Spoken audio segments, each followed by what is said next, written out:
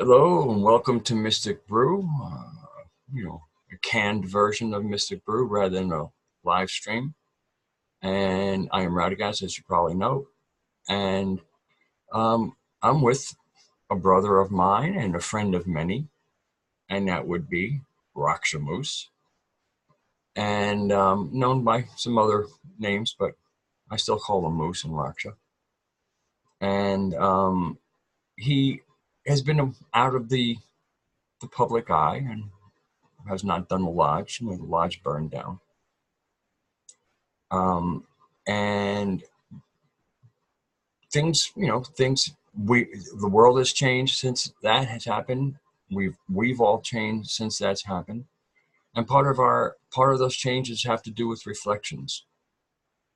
And so I just wanted to share some time um, in a little show here to talk with Raksha, and give him a little space to reflect to the community.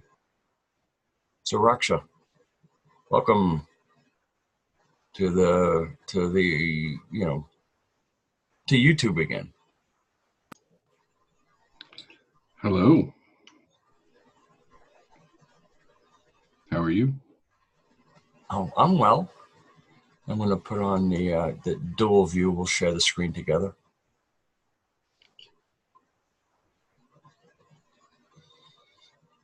I'm doing as well as I guess I'm doing well.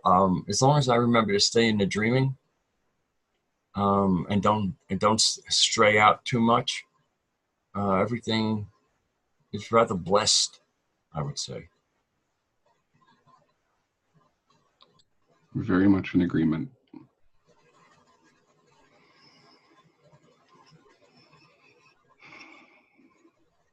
It's been a very intense few months, but also a very peaceful few months.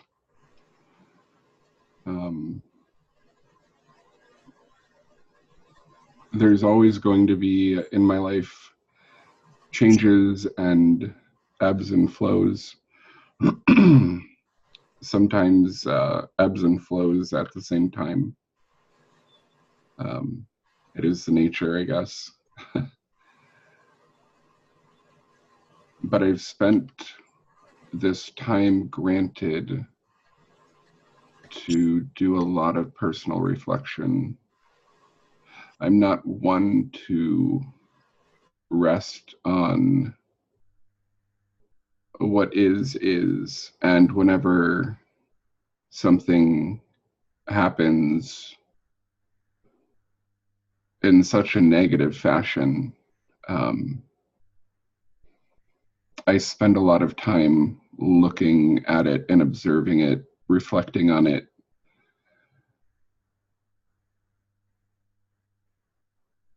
And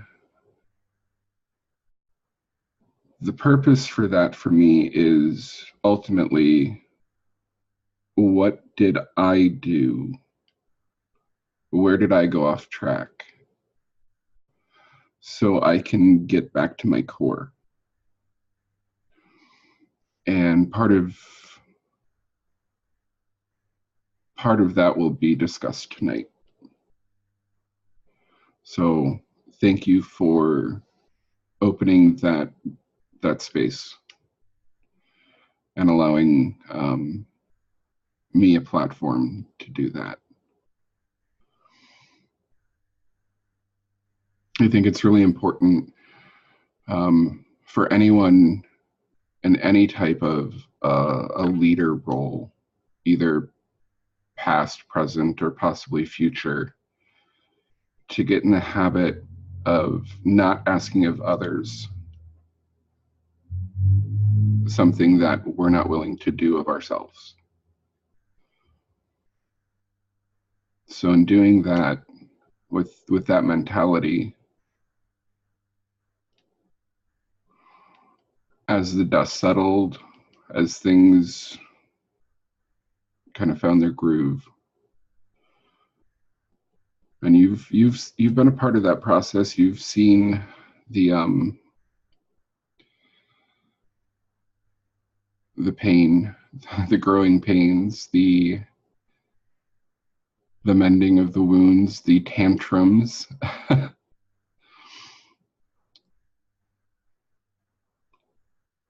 Where there's Hera. um, really looking at that space in the mirror.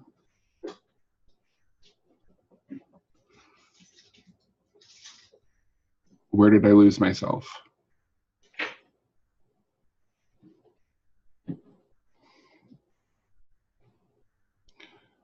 What really brought it home to me was looking back at one of our chats, the Mystic and the Moose communication. Mm-hmm.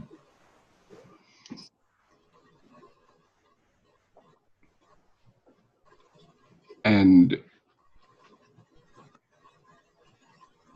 how essential communication and community are intertwined to have healthy community, healthy communication.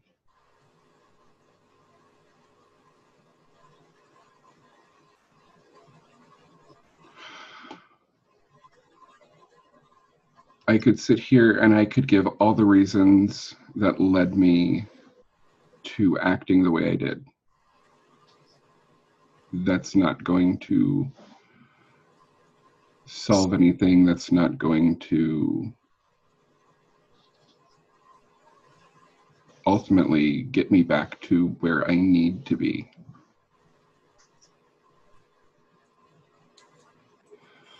My core is my core. It's not anyone else's. The heart of the matter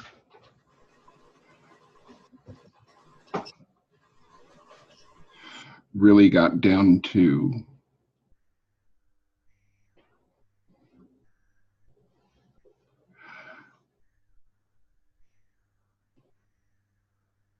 I said a lot of things.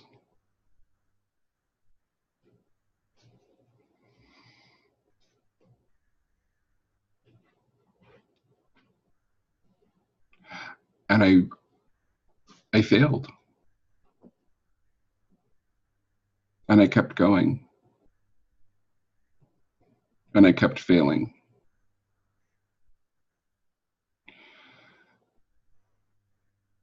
And after being accused of being inauthentic and being a hypocrite, I was blinded by my anger and my hurt to see my own hypocrisy in it.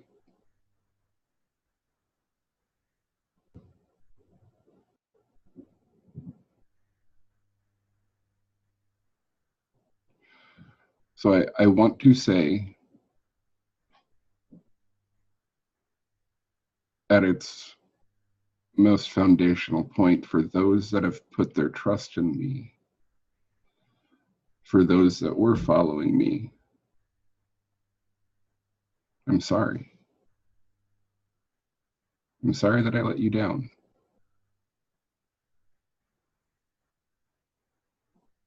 I'm sorry that I let myself get in the way.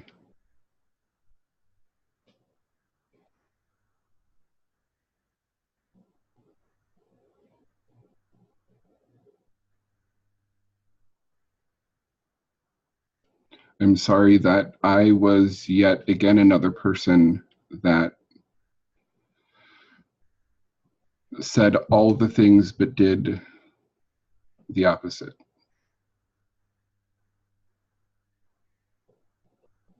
I didn't want that to be, but upon reflection, I realized that that's eventually what became.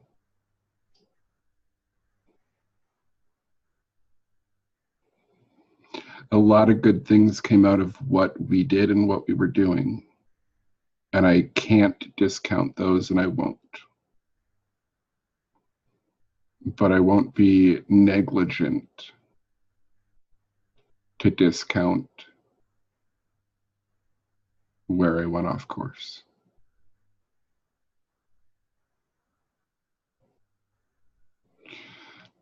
To those that were closest to me and had to bear me and endure me, I'm sorry. That wasn't just to you.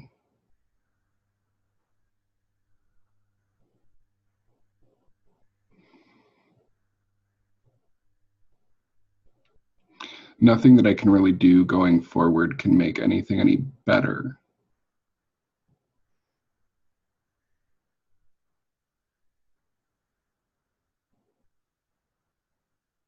I can't fix what I did in the past,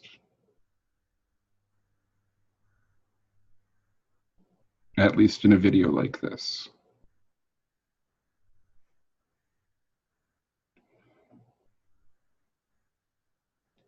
There's an opportunity for bridges to be repaired, wounds to be mended,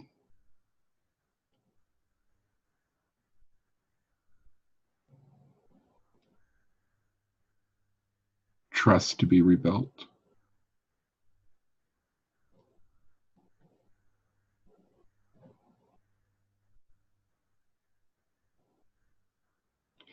And perhaps in times those things can happen.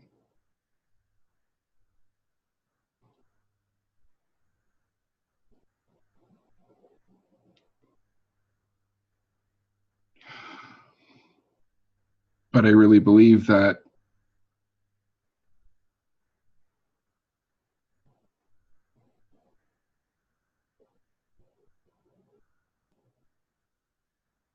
regardless of who did what, when, where, or what lays in the future,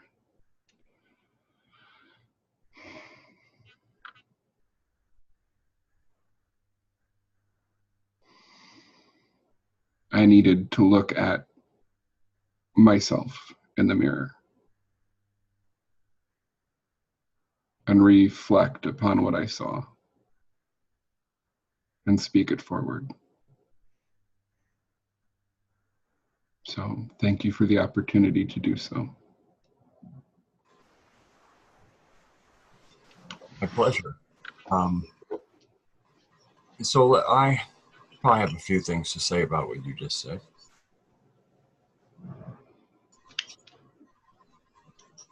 Because I was close to you, as I am now, and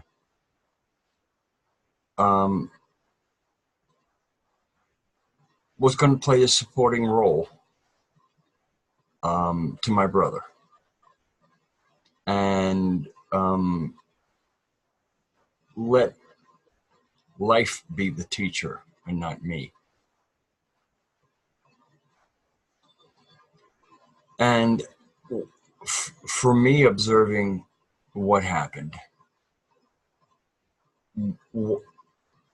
it's something that I think almost anybody who kind of takes a role like you do, and which is a combination that isn't the norm. As a community leader and as a community healer, and a zeal to be both.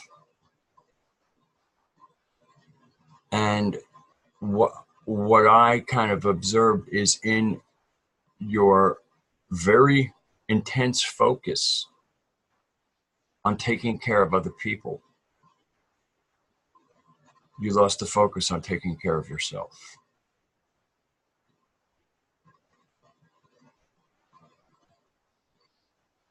And so when things came tumbling down,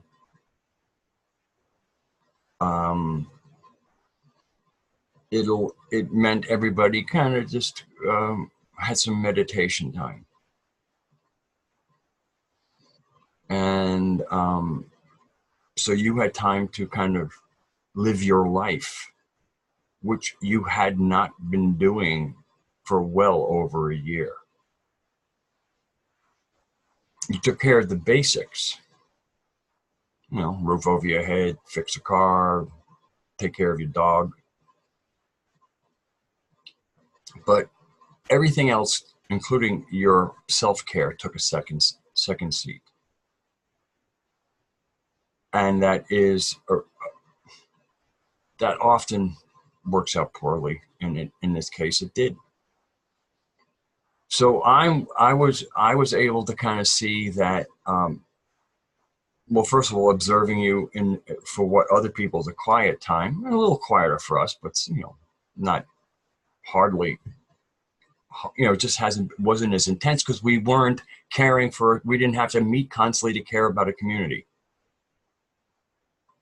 The amount of time that we spent in that endeavor was quite consuming. But as the support person, it didn't eat me. It ate a lot of my time. It didn't eat me so much.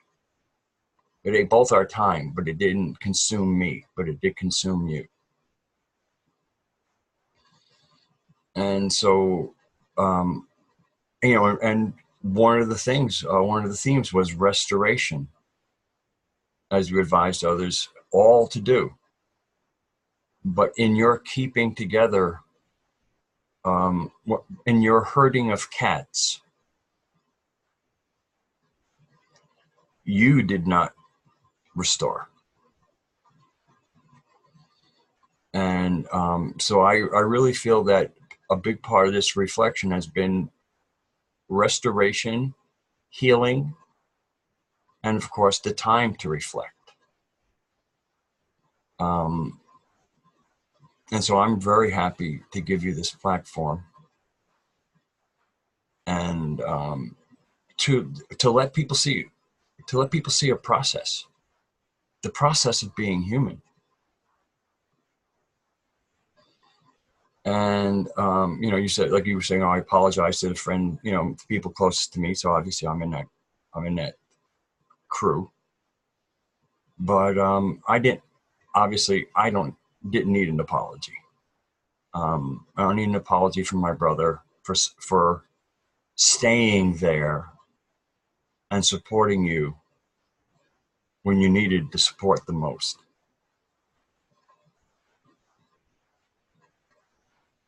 Also, I know a little bit about your history, both offline and online, and I also then part of that history is a form of either betrayal or desertion by those close to you. And it was a pattern. It had been a life pattern. And so I knew, and I could do it quite authentically, was to stay by you during a downtime and help break that pattern.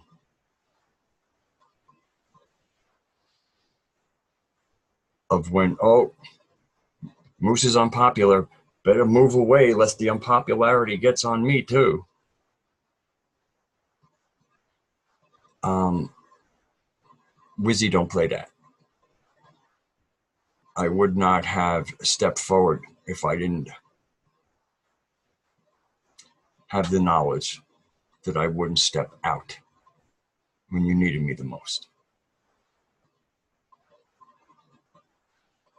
Because a big part, I felt I could, in my own humble way, contribute to breaking of patterns of your life.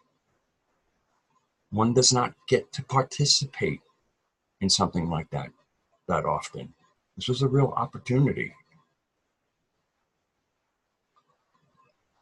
So I'm happy to have been able to play my part, be a real brother, a real clan brother, and be there when you needed me to stay there.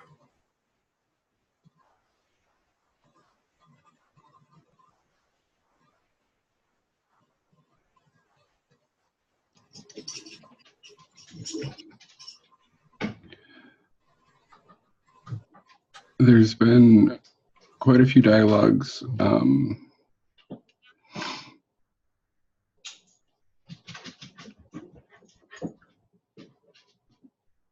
I guess, in-house.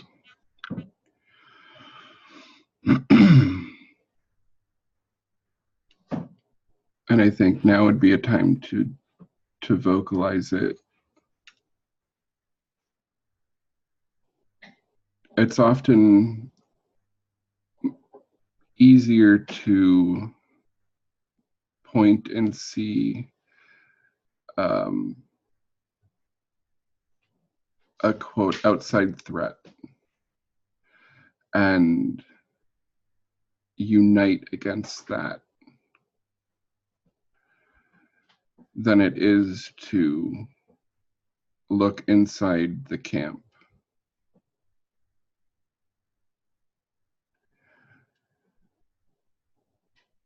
and look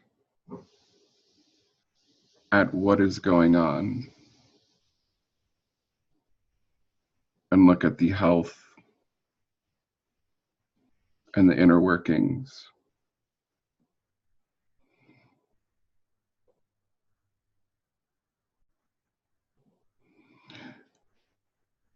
And I've seen time and time again those that lead or those that teach or those that are in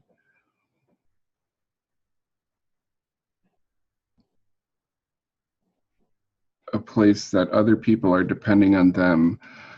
It's very difficult to step back and even want to recognize that, to say I need a break. I need to take care of myself. I need to refocus. I need.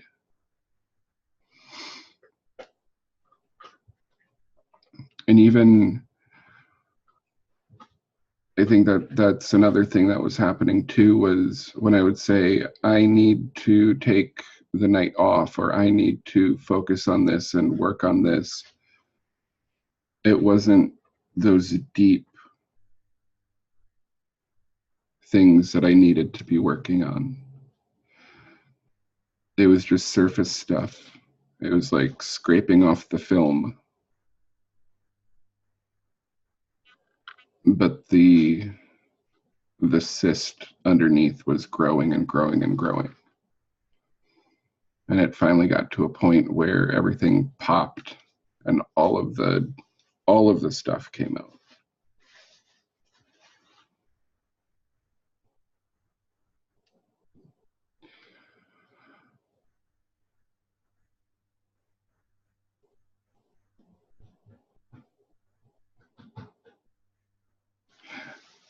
You touched on quite a few things in there, and it's such a beautiful thing to be a part of this process too. It hasn't been all nasty and gnarly and filled with pus. Because it's been an opportunity to break cycles and to break really nasty things that have gone on. And I'm very thankful to have that as well.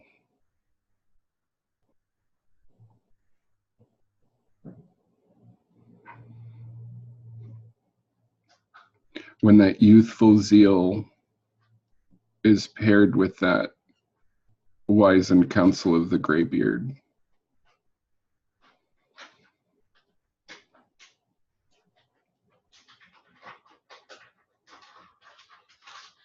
and knowing when to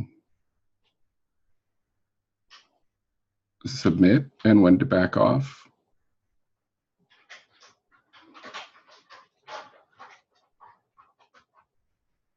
where to coexist, and when to just let nature take her course.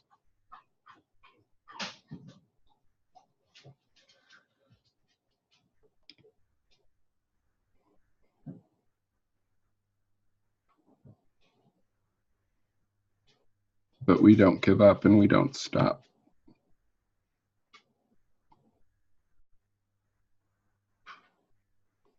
Even when everything looks like it's its darkest moment, the dawn always comes.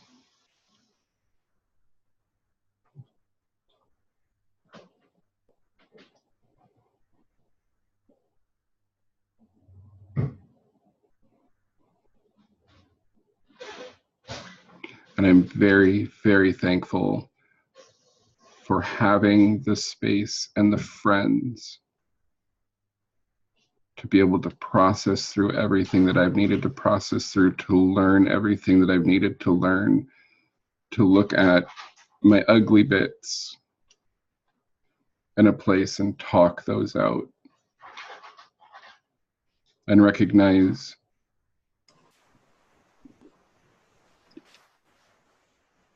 I was feeling victimized, but I turned around and victimized people too.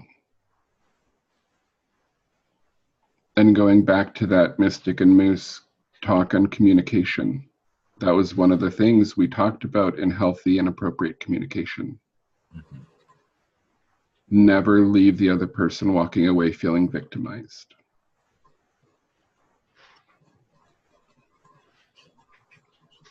And again, when things started clicking and when things started reawakening in me,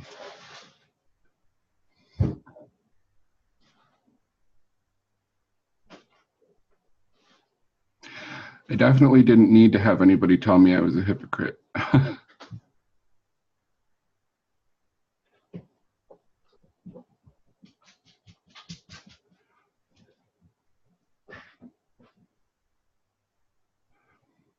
I think sometimes we get so caught up in, some of us, not all of us,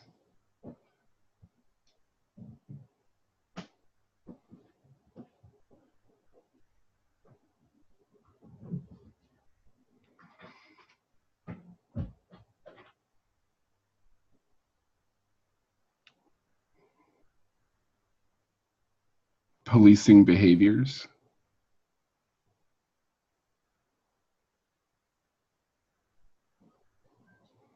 especially after we've been hurt so many times by certain behaviors.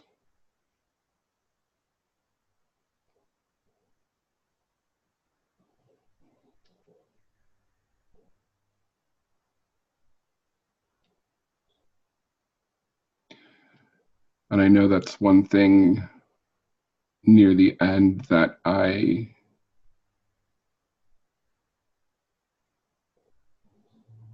really latched onto.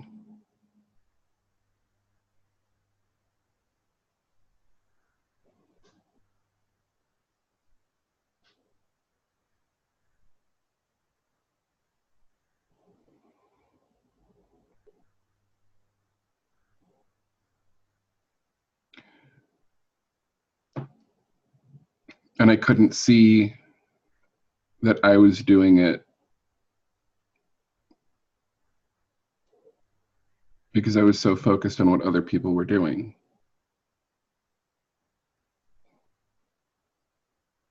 All for their own good, right? Of course. It was a combination of that and protecting the people that were there to actually learn and grow. There was a combination of both. But I couldn't see where I had stepped into error because I was getting angry and I was getting frustrated and I was, to be blunt, I was burnt out. I was absolutely burnt out. I had lost focus of the people that were actually showing up there with purpose and intent and wanting to grow and learn.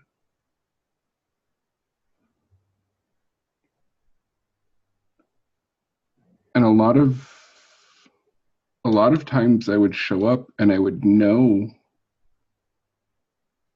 what I was going to say, and my heart was there, but I was occupying two seats. One was the seat of love and empowerment, and one was the seat of anger and frustration.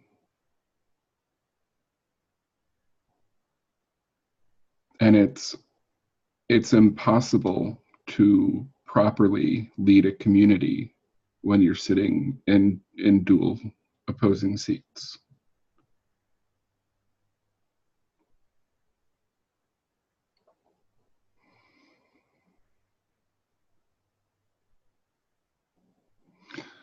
I'm very, very thankful for those that have stuck with me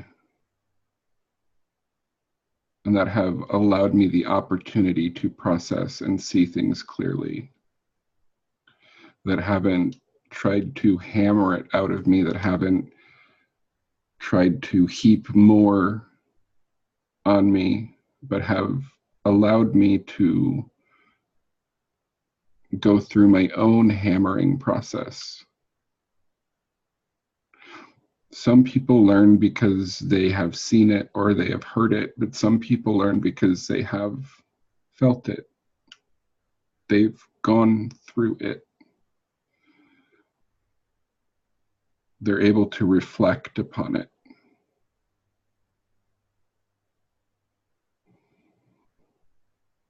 And no matter how many times you rub their face into it, they don't learn the smell, they don't remember the taste until they do.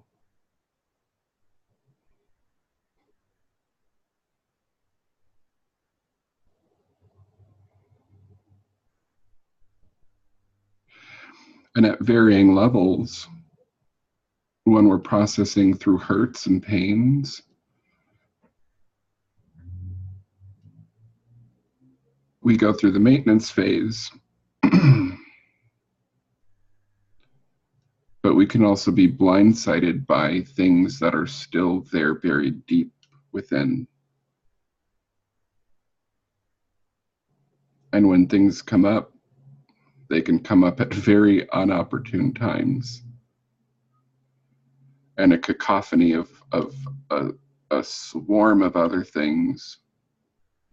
And it can be misfiled as, yeah, I've already dealt with that. But you haven't dealt with it that deep.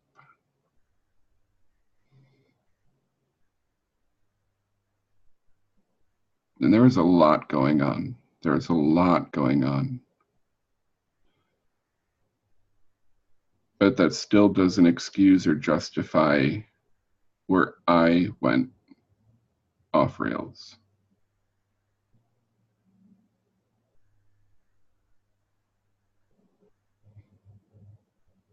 Where I started treating people the way I did.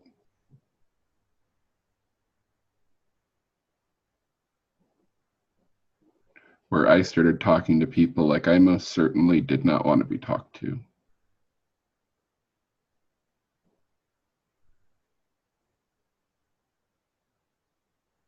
That's not healing. That's not loving.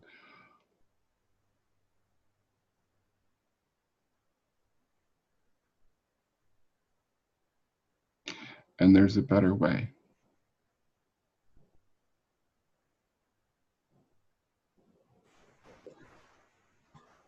And I know better.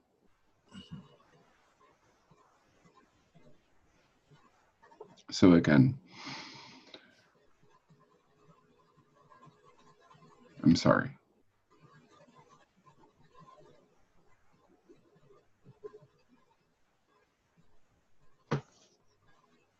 Okay. Well, I think that was great, personally. Um,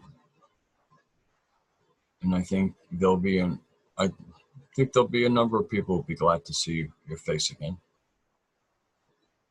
hear your voice, and with a slightly different voice.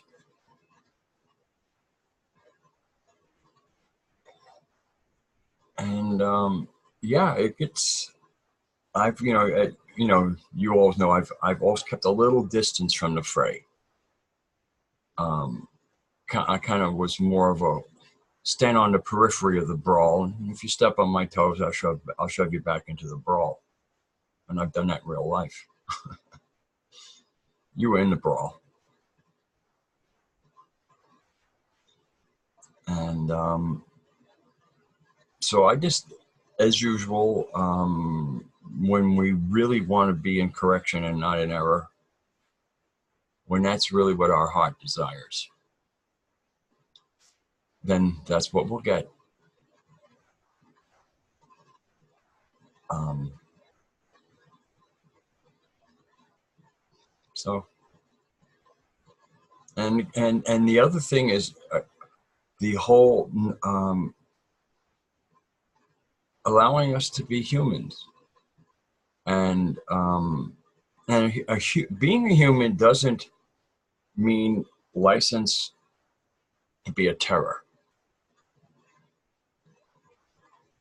Um, but it does mean occasionally we might become that for a short while. And for me, what's valuable here is the self correction. Um, that you invariably, like, even if I when somebody, all right, just lay it on me, at a time. And again, and invariably, nobody will hammer me harder than I'll hammer myself. So, and you spoke to it, how people around you allowed you to hammer yourself. And one, because it's the only hammer that would be accepted.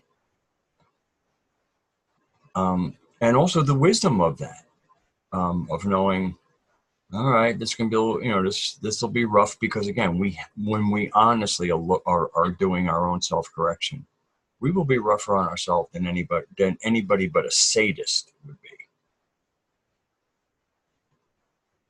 Um, and and most, for me, that your well-being, the fact that you have been on a constant cleaning out of, restoring the native neurochemistry.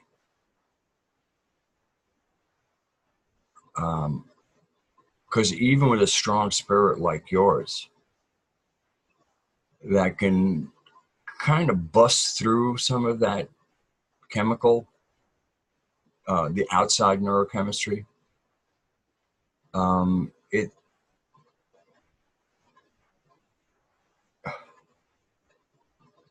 our native neurochemistry is kind of our genetic gift to ourselves for the body we chose to be in.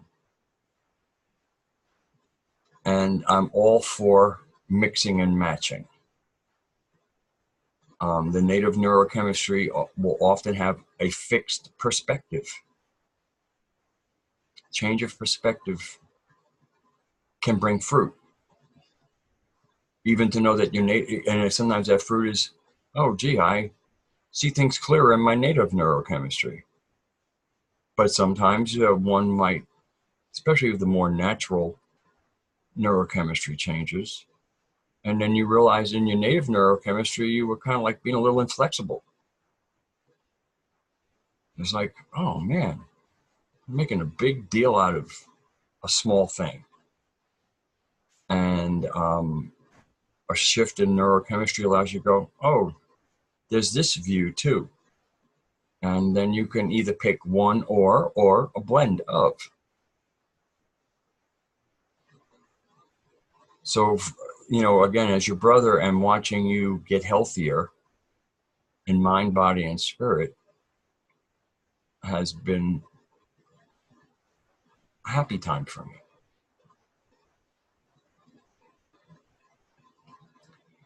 And I certainly, I needed time for myself too, especially with, my change of environment. It's great to have the house alone, but this, the sudden, like, how am I going to do? How am I going to do this? The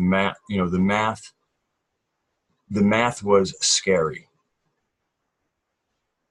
So the thing was, put away the paper and the pencil, into the dreaming, do everything I can in the outer world to be responsible for the blessing I actually received of having a house to myself. But that blessing came with more financial responsibility. Um, and so there was a really blessed timing, or dream timing, where just at the time where you needed to take out time for yourself also gave me time for myself, because we weren't managing the fires, which has helped my sanity. And I think we've walked a fairly consistent path together, where we're presencing the dreaming in our language by taking some downtime. We're able to not be hypocrites. Um, where the beauty of being in the dreaming, the blessing of it, was something that was a gnosis. It was an experience. It's something. It's not words. It's not a concept. It's reality.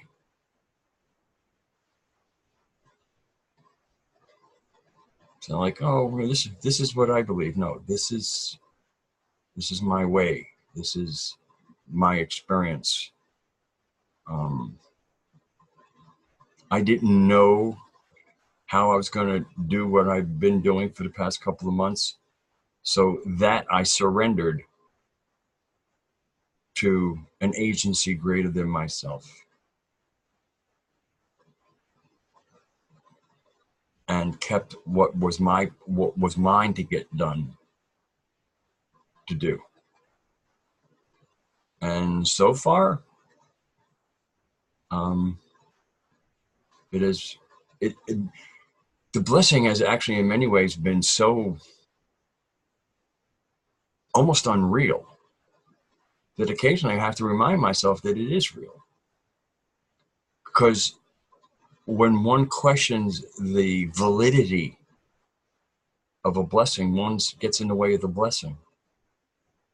The very energy creating that blessing needs the support of the blessed.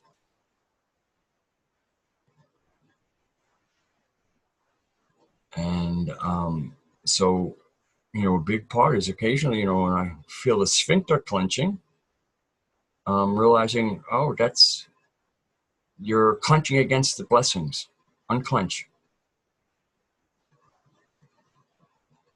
And I can almost feel like a smile from the dreaming. Going, all right, getting it, aren't you? And nothing allows you to kind of test your gnosis out, like, by putting that rubber on the road, so to speak. And so there's been a lot of beauty in this quieter time from especially if in the form of the mystic and the moves in our community. Obviously I'm doing my telestic transmissions, but as I kind of would reveal, and when I was first doing it, it was difficult for me. It was, am I accomplishing anything here? Am I indulging in vanity doing this? And I decided that part of the way to make sure there's no vanity is just try to figure out what I should be doing, get some instruction, and they get about doing it. Um, so Telestial Transmissions is, just doing its own kind of quiet thing. And I'm glad that you show up as Tote.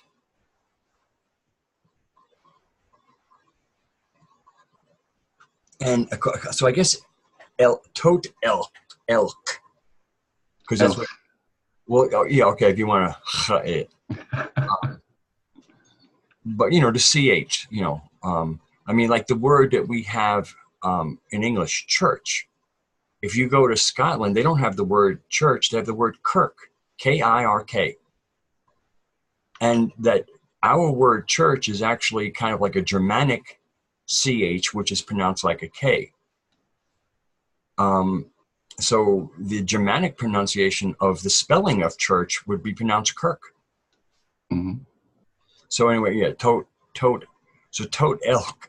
So in many ways, so elk is an elk or a moose, a large deer family member.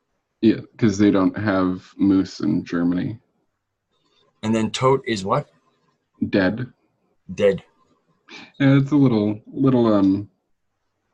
moosey humor. Yeah. In there. The moose is dead, long live the moose.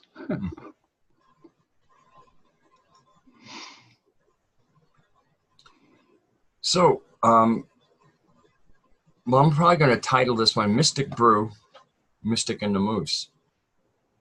I know, I guess after we're done, we'll go, okay, we're going to really put that up. But I don't know. I think it was a good one.